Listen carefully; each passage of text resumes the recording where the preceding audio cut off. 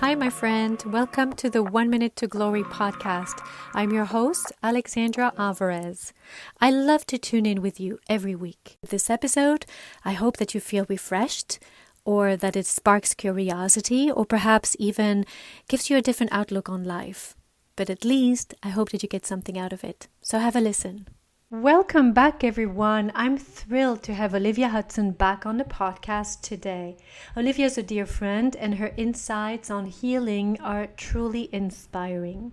So for those who haven't heard our first conversation, I invite you to listen to the very first podcast episode of this podcast. It focused on Olivia's powerful journey of healing through deep emotional wounds. We also explored how nurturing your inner child can lead to a more fulfilling life. You can find that episode titled Olivia Hudson on Healing Deep Past Wounds, Nurturing Your Inner Child for a Fulfilling Life. Today we'll delve deeper into the concept of the inner child and explore its profound impact on various aspects of our lives. Get ready for a conversation filled with wisdom, hope, and some practical tips for connecting with your inner child and unlocking a world of personal growth.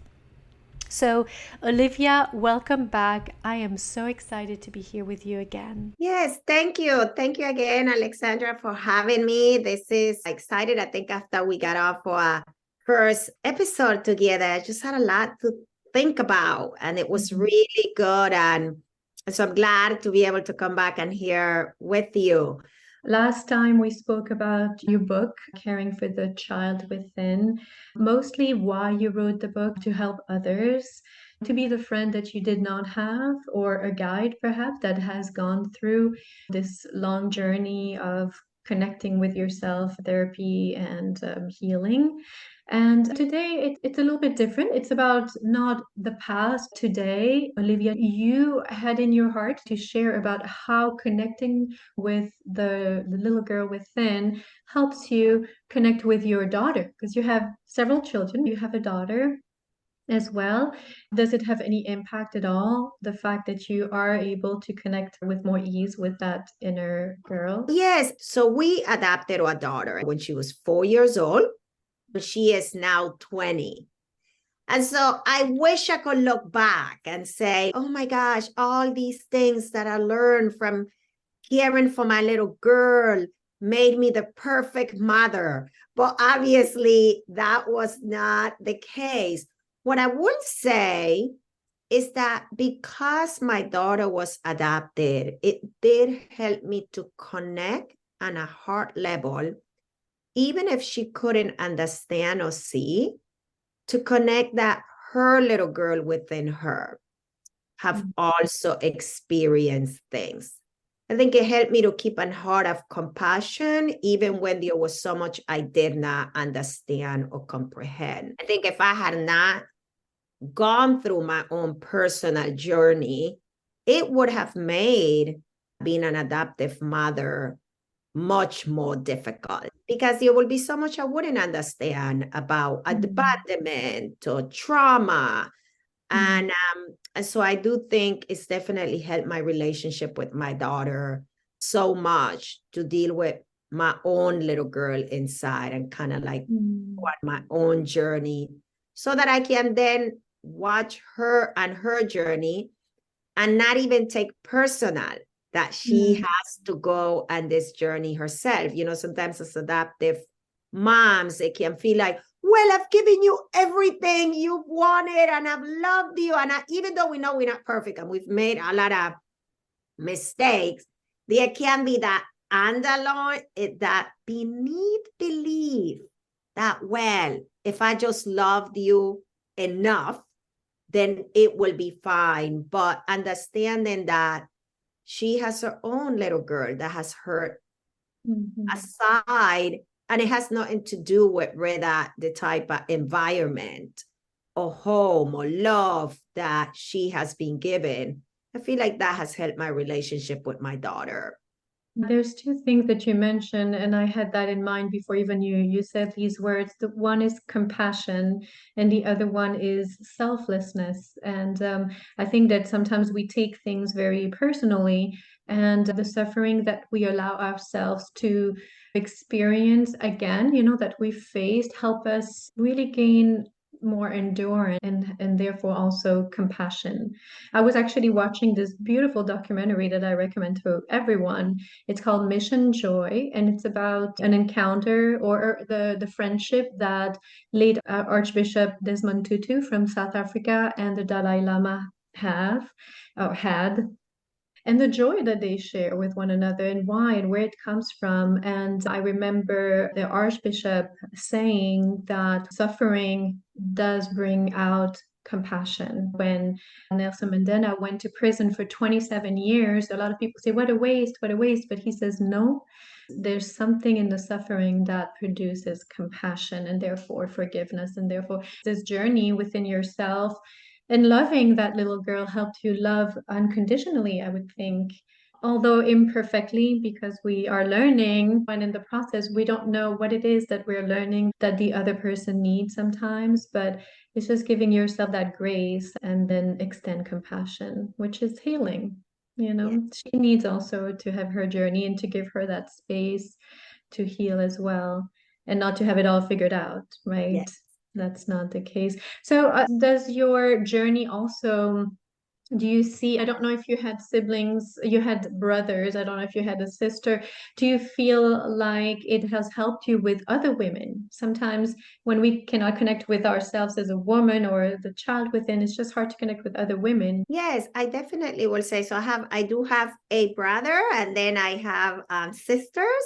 I think that one of the things that it helps me to connect, I'm going to speak first with my relationship with my sisters. Prior to doing my own personal work, I think I can be very judgmental of my sisters, right? Even though we all were raised in an environment where there was a lot of pain and a lot of hurt, maybe because we all handle it very differently, or we all came out of it and have went about it in dealing with our hurt in different ways.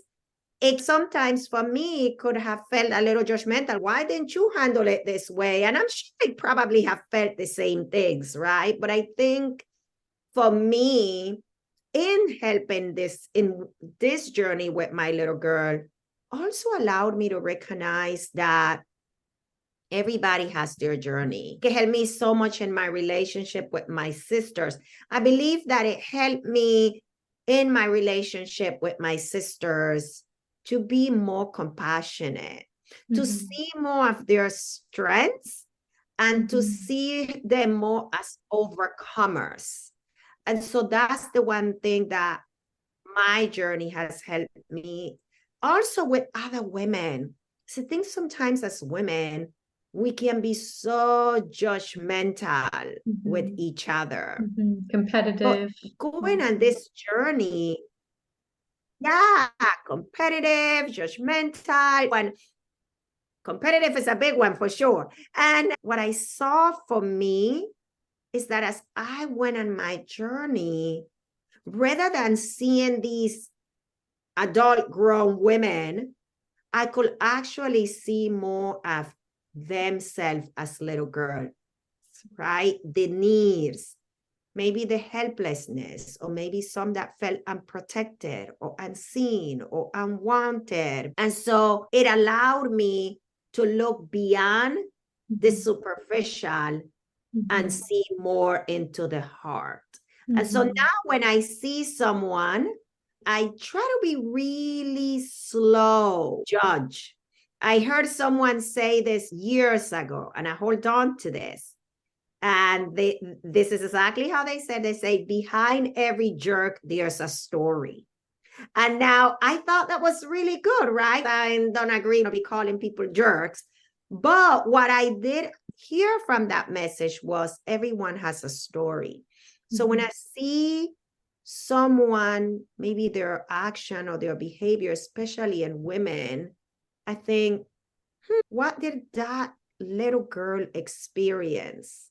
that Mhm. perhaps is leading her to make choices that she doesn't like or want to make. Yeah, I love that a lot. Definitely not be so easily offended and to see a little bit beyond. And that definitely, instead of reactive in life, we can just stop ourselves before that and extend all of the goodness, unleash. I went to a class and it mentioned that whatever action we do, we can either unleash heaven or hell. And so we have a decision. What do we want to do? Do we want to respond and unleash a little bit more of that desperation and uh, pain and hatred, or the opposite? And it's a decision that we can make at any time during our days with anyone, any encounter. So that's really great. You mentioned connecting with your inner child. How do you do that? Do you have any advice on how to sit back and connect, and what is the process? Where do we start? So I think everybody's process is different. That one I think that. And everybody has a different need. For me, my need is I need a lot of inner child connection. So I spend a lot of time just connecting with myself. So my routine is every morning, I have what I call my morning ritual. I get up, and every time I incorporate something new, depending on maybe I came across an idea that I think will be good to incorporate. So this is what I've been doing for the past months now. I will get up in the morning. I think about the fact that I woke up and I'm breathing is a gift. So that is the very first thing that I think about. Then I recite the scripture that I'm focusing on in the month, Philippians 4, whatever is true, whatever is noble. So I go through that. And then after that, I just go ahead and I do that right on my bed. And then after that, I get up and I have a little loft area where I sit down and I have all my stuff in there.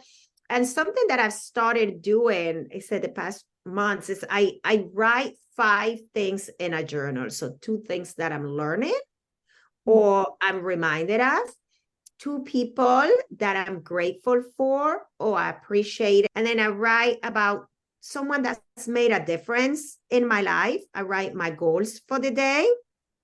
And then I write, is there any area that I need personally to reflect, that I need to ask someone for forgiveness or forgive myself? I find that having a routine for me helps me to really take care of my inner child. And then I spend time reading my Bible after that. So I probably spend about a good hour and a half connecting with myself every morning. And if I can make it longer, I will. So that's what helps me. It doesn't mean it's going to be the same for everyone. But for me, I find that time in the morning is super, super crucial for the rest of my day. Do you wake up before everyone else, or it doesn't matter? Yeah. Yes, I do. I wake up before everybody else. I normally might wake up around 5 in the morning. So I'll wake up. Sometimes my family may get up, but now they know. They see me in my area. They say good morning and they just leave me alone. But getting up in the morning when everything is quiet is my favorite time to connect with myself, to connect with God, to think about my day. I love your routine. I started a journal, the gratitude journal, just to mention past and present, or even things in the future that I'm grateful for, that I think about. But you mentioned about people that you're grateful for. And so that's great. That's something I'm not doing. And it's great because the truth is we are connected people. We cannot just live and go about life on our own. And so to think of other people, how we can forgive them, how grateful we are, it's a great habit to have. I love that. Yes. And it doesn't have to be big, really. For example, a simple one this morning, I wrote 2 people that either made a difference in my life or I appreciated something. So, for example, this morning is, wow, I appreciated that my husband was helpful as we work through, a children's ministry that we oversee at church. And so I was grateful that he was present and that he was helpful. And someone that made a difference, it made a difference that my children came over for family dinner because they're adults. They and all so moved out. Well, we have a couple that still live at home, but we have some that live in the area. And so I think that is something we tend to overlook and lose for, because you just assume, oh, this is how it is. But when you sit down and really take time to reflect on it, you go, wow, how grateful I am that my children that live in the area will come home and have dinner. That's not a guarantee or a given with every family. They do enjoy spending time with you. Yeah, or a husband that wants to help. Those are the things that if I don't intentionally sit down and reflect, I can take for granted. That's so true, especially with the people that we live with. It's easier to forgive someone on the outside, but to be mindful and grateful for forgiving the people within the family, that says a lot, definitely. So that's great. Do you feel that you still have these moments where you don't connect easily, or it's less and less, or do you still have those, you mentioned panic attacks. Does it still flare up? Do you see a change? Yes, all the above. Yes. For me, what I have found over the years is that talking about my inner child gives me the accountability to continue to work on her. So I enjoy speaking on this topic because then it's on my mind, and I can constantly reflect on that, because yes, truthfully, it is very easy for me even to ignore my inner child. I remember having a conversation with a friend once, and it was funny. I was sharing with her some things that I was really feeling. And she goes, I think you should spend time with your inner child. And I replied, spend time with her right now. And as soon as I said it out loud, I knew this is what I needed to do. So I do. I sometimes just forget, don't make the time. But then I do pay for it when I ignore that inner child. And as far as my panic attacks, they do not flare up like they used to. I mean, it is definitely something that happens, but that I can manage, which I'm so grateful. I can see it coming beforehand. If they do come, I can see them beforehand, but then I can do the preventative work. Because of the nature of my panic attacks were for unresolved trauma, now I try to be very diligent about resolving things before they get out of control in my mind and in my heart. And that reduced the panic attacks. So whenever I may have, and it's not, like I said, at all like I used to have them where I will go to the hospital. So for example, now, if I have one, maybe I might feel kind of lightheaded. So when that happens, I immediately go, okay, is it that I have been ignoring? Maybe the heart racing, that sort of thing. But I really try to stay on top of it, stay on top of dealing with things, not have unresolved issues, because those definitely are a trigger. Or even if something triggers something from my past, being able to talk about it quickly so that it doesn't just sit there. And and then I'm creating myself a full-blown problem that I can very well avoid. Definitely.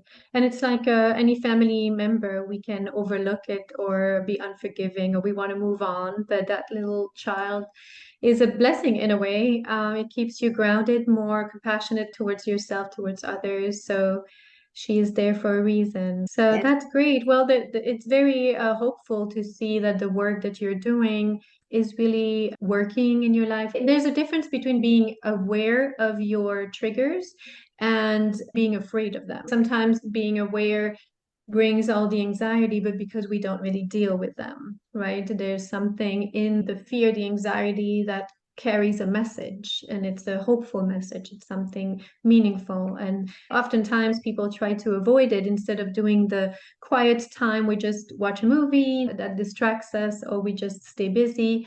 And so it's that mindfulness, being aware, that helps you prevent the panic attack. What advice do you have? General advice, anything at all for those facing trauma, who have gone through trauma, who haven't started? Where do they start, and how can they get the support that will be helpful, the hope that they need? That's a good question. First, let me clarify, right? I'm not a professional therapist. I do life coaching, and some of the clients that come to me may come for a specific issue, but then sometimes they may need to seek a much more deeper professional help. You ask, what will be the advice for those who are facing trauma, or even they may not even be aware? For me, what I see is the body gives you signals. The body gives you signals. Things trigger. And kind of how you said earlier, don't ignore those things because they are alerting you to something.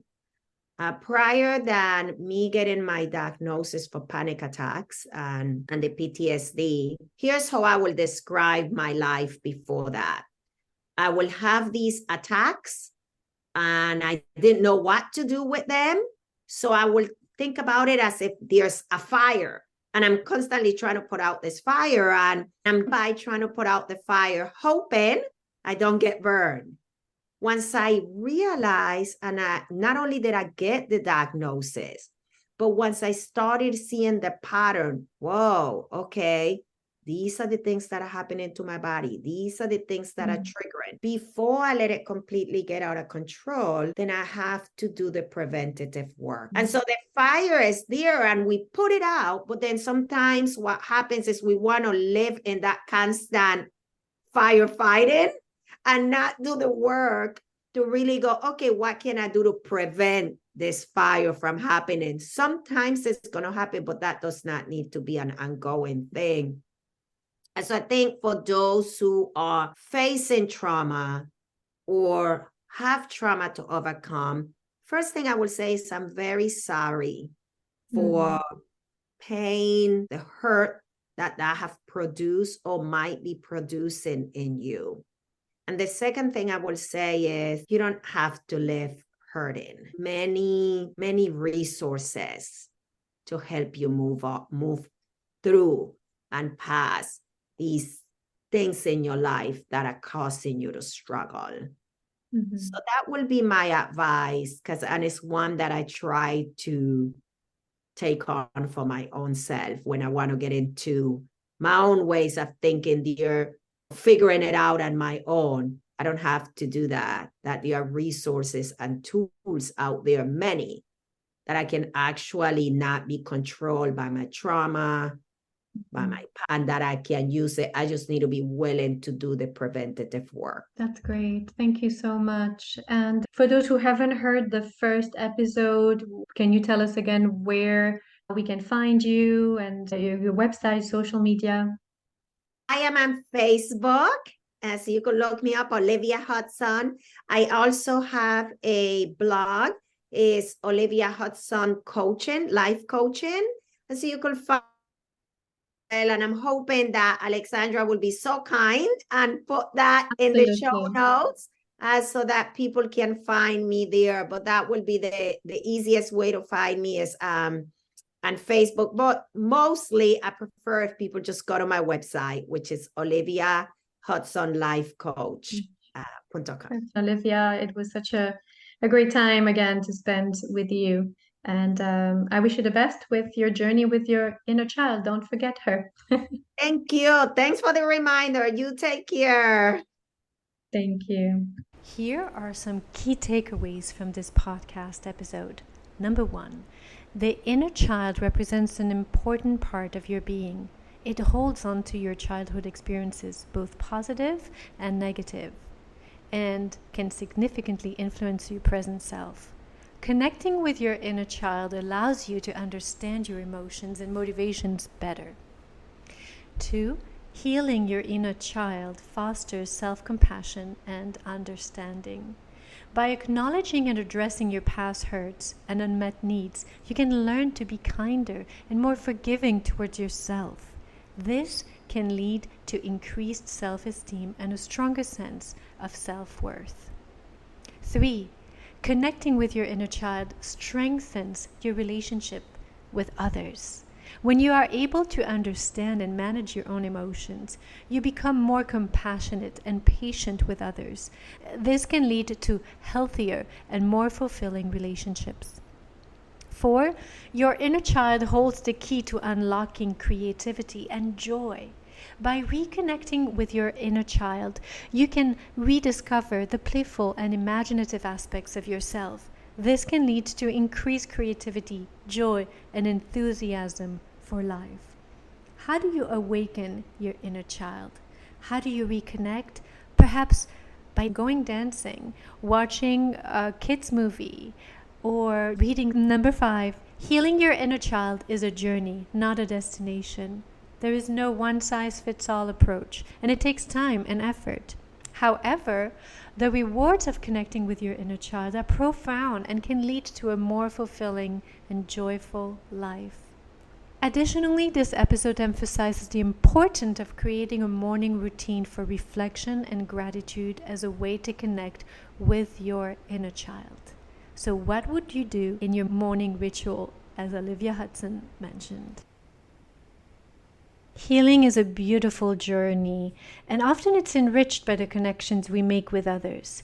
There's something powerful about sharing our experiences and finding strength in each other's stories. If you're seeking a supportive community on your path to growth, consider joining my Facebook group, 1 Minute to Glory. It's a welcoming space for connection and encouragement. I will put the link in the show notes.